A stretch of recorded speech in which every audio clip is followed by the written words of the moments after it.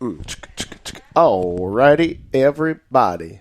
We're talking about nutrition. Specifically, we did a nutrition challenge at Coast Range CrossFit. But this isn't necessarily just about our gym. This is about anybody who's done a nutrition challenge, finished, and then been like, now what? What do I do now? How do I continue to build on what we've done? We're going to give you guys some actionable steps that we think that you can use to not allow yourself to kind of yo-yo. Not allow yourself to just fall off the wagon and get worse, which is one of the big reasons why we don't do many nutrition challenges, is that we see people make these awesome strides while they're on the challenge, and then the 6 weeks or 8 weeks is up, and they go not only right back to what they were doing before, but it could be worse. Sometimes it could be worse. Yeah, because they're just like craving all the things they haven't had, and then they finally get it, and they're like, oh, this tastes so good, I need more, and then they go down that rabbit hole of diabetes. The diabetes. All right, so our specific nutrition You can tell challenge, when Wes comes back from a CrossFit thing because he says the word diabetes a lot. Diabetes. Everybody's going to get it. 156 pounds of sugar. That's what you eat every year. Wes has been into L1, and I've heard about diabetes at least 3 times. Yep. Uh-huh. Sorry, keep going. Man, it's so true, though. We're all going to have diabetes, I Oh, think. man. I would like to think that I might not. Megan had to do a glucose test while she was, while she is pregnant. But like to make sure, that she doesn't have digestional diabetes. Gestational. I'm a professional. I know what I'm talking about. And I tested my blood a couple times after she did. I was like pre-diabetic after a couple meals. It was gnarly. Chipotle especially. That's what Meg said about her, which is Yeah. funny because it's like packed with fat. I mean, if you get guac on it. No, it's just there's like 3 cups of rice in there, like 2 cups of black beans, so the carbohydrate is pretty high in that stuff. Yeah. And you're like, I'm going to go to Chipotle. It'll be a better option. Good option. And then Whips. You take a prick of your blood and you look at it and you're like, holy cow. Well, maybe if you omitted the rice and you got like just the meat and vegetables and guac. That might be a better option. I'm going to be what everybody is thinking right now, and that is F that noise. Come on, the guac is so good. I don't think that's it, though. It's like, whatever, go to Chipotle. It's a better option, but most of the time you should be eating food that you're making and stuff. And if your Chipotle every once in a while raises your blood sugar a little bit, you're probably doing better than most of the society. So, which is one of the things we're going to talk about today, like not kind of shaming yourself and allowing yourself to get back on track with all this stuff. But let's go through what we did with our 6-week nutrition challenge. So we did a very back to basics, back to the roots kind of nutrition challenge where we had our members, number one, team up. So they were in groups of 6 individuals, and they were on a team. So there's a little bit of accountability, a little bit of bickering. Friendly banter. When somebody would see somebody out on Instagram having a couple drinks and eating a cheeseburger, they'd be like, what the fuck? But we had 5 things that they were trying to avoid or do during this nutrition challenge. The 5 things were eating 1 ingredient food. So if all day your plates had 1 ingredient foods on it, there wasn't a food label attached to it, then they put an X in a box. Second thing was drinking half of their body weight in fluid ounces of water a day. And so if they were doing that, they put a check in the box. They're getting 7 hours of sleep or more, putting a check in the box. No alcohol, putting a check in the box. And then finally, if they worked out at a CrossFit affiliate and did the workout of the day, then they got to put an X in the box. Pretty simple stuff, back to basics. And so our goal with this nutrition challenge was to not make it too complicated, number one, have some accountability, number two, and then give them a base to build off of after the 6 weeks is over. So that's the whole point of this podcast, is to talk about where do we go from here? Word. And how do we keep this going? So, Natalie, where do we go from here? Yeah, so I think that we started with these things and we did them sort of dramatically. At least I think most people would agree that eating 1 ingredient foods all of a sudden for 6 weeks was sort of dramatic.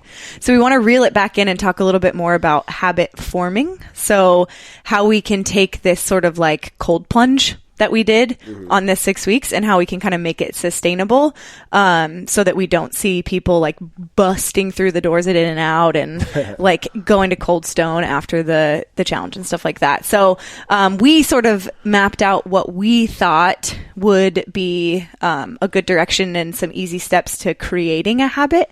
And we want to try to tie in our examples with the list of things that we did at our challenge. But it is important to note that if like these are great challenges to do with yourself, and not saying like I need to do all 5 of those things, eat 1 ingredient foods, drink half my body weight in water, sleep 7 hours.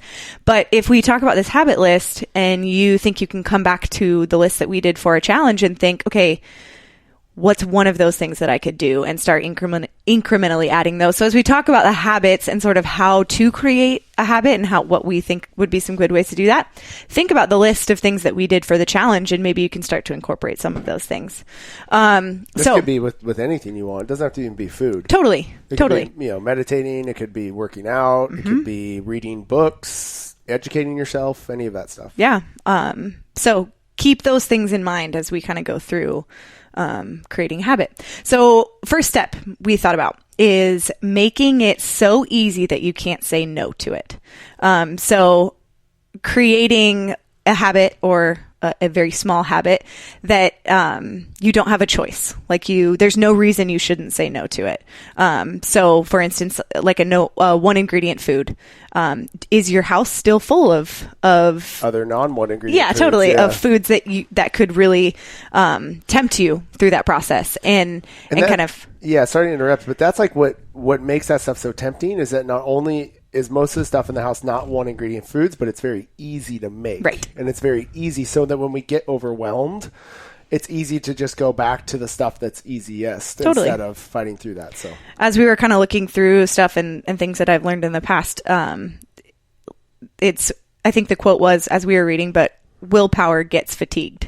Like you only have a certain, like your brain power only has enough juice to kind of get you through a certain amount of the day. And so if you eliminate as many of the decisions as you can, especially if they're not in line with your goals, if you make it streamlined so that you just only have this one decision to make, you're going to last throughout the day, and you're not going to get to the end of the day and be like, I just can't make any more decisions. Let me just eat it. Oh man, I have a great example. So those little truffle balls? Megan, what are those truffle balls called? The Lindt ones. Ferrier or something. They're like chocolate truffle balls with chocolate in the middle and like hazelnut on the outside. I got a giant thing of those from Costco the other week. Oh, good. Like a giant thing. And it sits in my cupboard right where my tea is, I would die. Which is the stupidest thing ever, because every night when I go to start my nighttime routine, I go to grab my tea and start my kettle, and I look up and I see this giant thing of those. And it's been, like you were talking about willpower, there's been a lot of willpower every night to not reach up and grab those and eat them. And sometimes I do, and sometimes I don't. Like last night I didn't, and I was like, yes! Like, sometimes I win, sometimes my willpower I was there, but like what you were saying, that your willpower comes in waves, it's like up and down. What was the other thing that we saw? The motivation. Oh. No, the habits. Like 40% of our behaviors that we do every day are based off of habits. And so if I every night get my tea and have one of those, it becomes, which is easy because my willpower has been tested all day long, now it becomes a habit for me to have that stuff at night, which I think is where a lot of people are. Totally. And I thought the other cool thing about making it so easy that you can't say no is you don't even need motivation to do this one. Like what Wes just said, motivation totally comes in waves, and you've got to make a decision about a habit or start to create a habit that you don't even need motivation to do. Like it's so easy that you can do it. Then it might feel dumb at first if it's that easy. But if you go down the steps, believe me, you'll get to the point where it gets a little bit bigger than you, which is good. That's where we want to be, pushing our boundaries in that regard. Yeah. So think about trying to reverse engineer this stuff. So like, for example, I want to start in the mornings taking our new dog Benny on a run. And it's just a simple 20-minute quick little run that kind of gets me moving, gets her wiggles out from sleeping all night, and then I like it. It gets my day started. And so my end result that I'm looking for is that I go on a 20-minute run. Now, what do I need to do to reverse engineer that? And so like last night, I laid out my shoes and I put the leash right there and I laid out my clothes and I had everything to go. So literally all I had to do was just hop out of, there's the dogs right there. They think we're going they think we're going on a run. So literally all we have to do is hop out of bed, put my clothes on and get my shoes on. There's not extra steps I'm taking to make that thing happen, you know? So,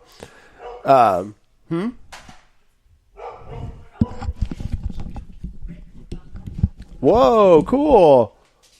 Can you let him in? That's awesome. One of our friends, I haven't seen him forever, just showed up at the gym.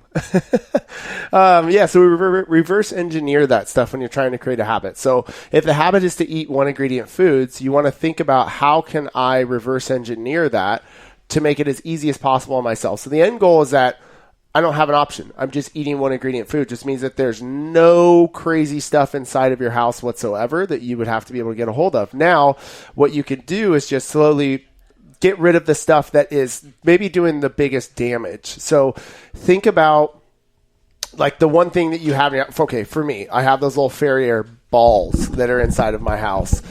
I should probably get rid of those little truffle balls. And I should probably get rid of the pizza that's sitting in my freezer. You know what I mean? And like, if I get rid of those two things that are going to be the simplest for me to get me off track, I'm starting to reverse engineer how I'm going to get myself back on track. Right.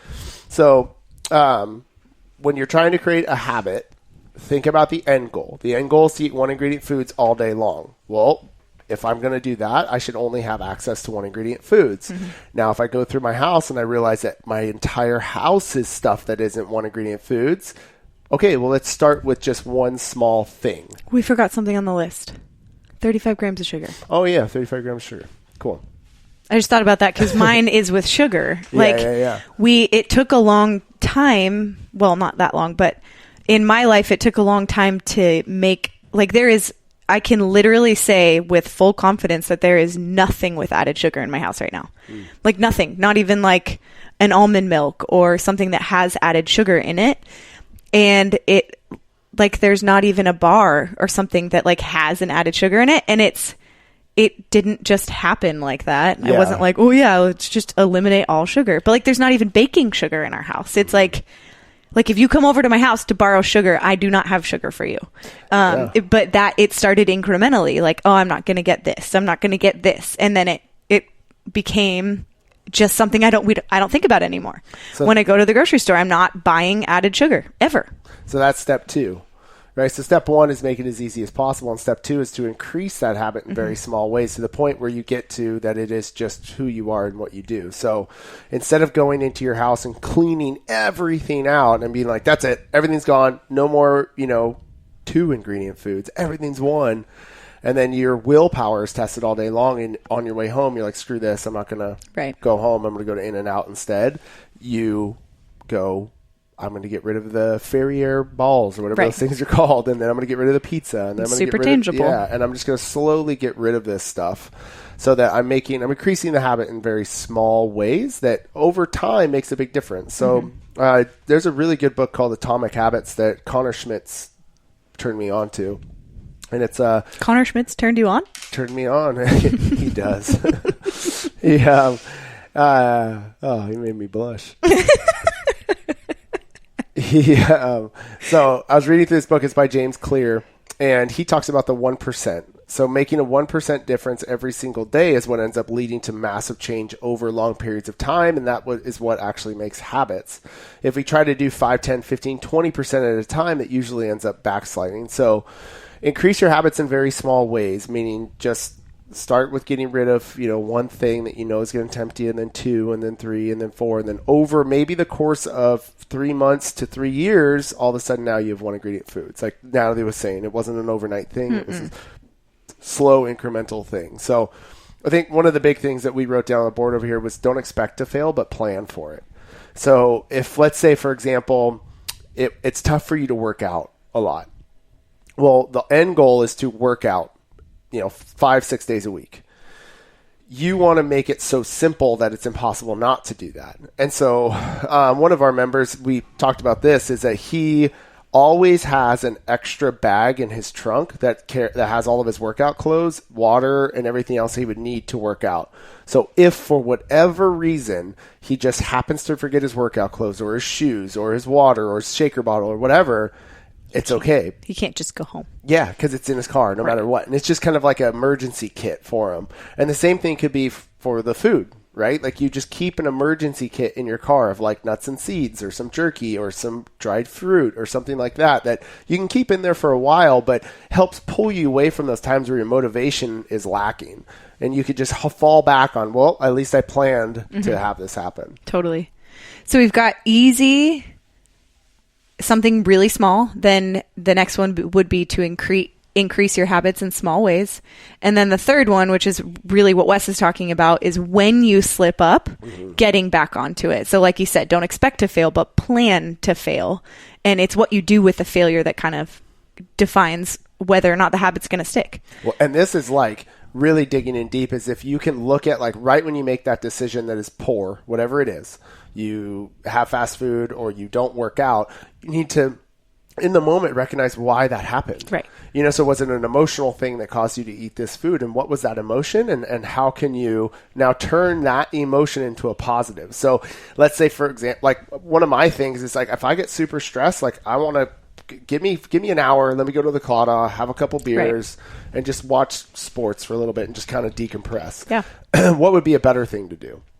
Go on a hike in nature. Yeah, right? It would be like, instead of going over there and having a beer, like I'm going to instead go up to Mount Madonna and go hike for 20 minutes, and just be in nature. And at first it's going to be like, I don't want to do this. Yeah, I don't want to do this. I'd rather do this thing because it's easier and it's whatever. But every single time that I choose to do that hike instead of go get the beer, I'm creating a better habit for myself that in the long term is going to make me live longer, right? Which is a good thing. So recognizing the emotion or the life choice that caused you to be in that situation, and then asking yourself, well, what would be a better choice and how can I make that next time? Yeah. So when you start to feel that emotion come up or you start to feel that situation happening, you can recognize it before it happens and know that, okay, nope, I'm going to make the choice to go do this thing. And I think that's like kind of leads us to our last piece, is like being patient and being okay or kind to yourself, that when you do make the poor choice, that it's not the end all be all. Right. It's not like, oh, this is just who I am and you know what, that's it. And you are not one choice. Right.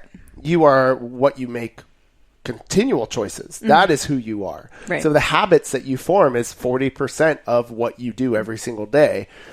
And that's like the difference between people that you're like, man, that guy's so dialed in. He's super nice. They're very, whatever. It's like they've just done the hard stuff, but slowly over time to become that person. Totally. And so don't beat yourself up if you do make a bad choice with your food or anything else. Yeah. Just recognize that it happened and then be able to be like, okay, well, next time this happens, what can I do to make it better? Totally. Looking at how and why something happens. I think I take a lot of time with my current nutrition clients to help people understand those things specifically. Is you're not defined by the decision that you made. I'm not any less invested in you if you've made a bad decision. And I think that's something, like, people even do it without thinking about it. Like, oh, sorry, I didn't get back to you because I had a really bad weekend. I made really bad decisions. And it's like, oh, you should still get back to me. Like, I'm still here. I'm still your coach. I'm still invested in you.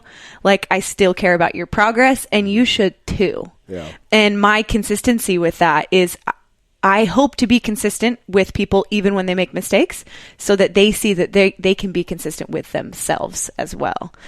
Because you don't have to, if you make one mistake, you don't have to abandon ship. Like, I'm done. I tap out. I can't do it anymore. It's like, no, you have to just use it to fuel your fire, or forget about it.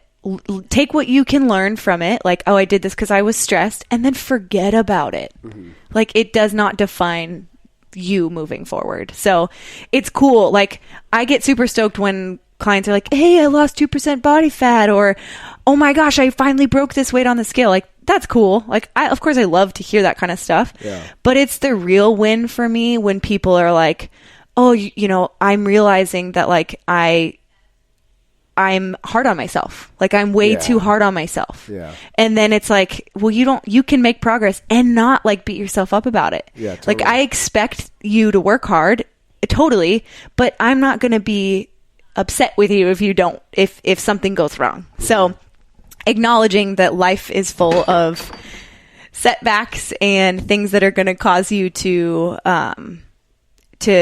fall off the wagon, but it's just the decision that you make after that decision that really makes a difference. And so that's kind of like moving ahead. If you do a nutrition challenge or you get together with a group of people and you're like, hey, we're going to hold each other accountable to do X, Y, and Z, is that when that accountability is over, now it's what do you do with the stuff you learned during that 6-week challenge, right? Totally. So for our members here, it's like now you have an opportunity to continue to make these 1% differences. And maybe you realize that it's just not sustainable for you and your family or whatever to eat all one ingredient foods every single day, all the time. Like you need to be able to have some leeway with that. But before you just go back to, eating popcorn and doing whatever it was you were doing before, like how can you make it just 1% better than it was before and slowly work yourself back to like, what is a sustainable thing, With that being said, obviously, if you guys have any questions or need any help with anything, shoot us an email, coastrangenutrition@gmail.com. Again, that's coastrangenutrition@gmail.com. You can hit us up on Instagram at coastrangenutrition. Shoot us a message there, and we'll respond to you, whatever you guys have. But just know that you guys aren't alone in this thing, And that was kind of the point of doing this with teams this time, was to have a little bit of like, hey, I'm struggling with this. What are you guys doing? And that's the cool thing about CrossFit gyms is that no matter what you're going through, if you're part of a CrossFit gym, you got a community of people that you can lean on and you can get some help from. So don't just hold this stuff inside. Ask your coaches, ask people around you that you trust, and start to make that little 1% change every single day, and over the course of a couple of years, you might actually be where you didn't think you could ever be. Right. Cool. Awesome. Peace out. Bye.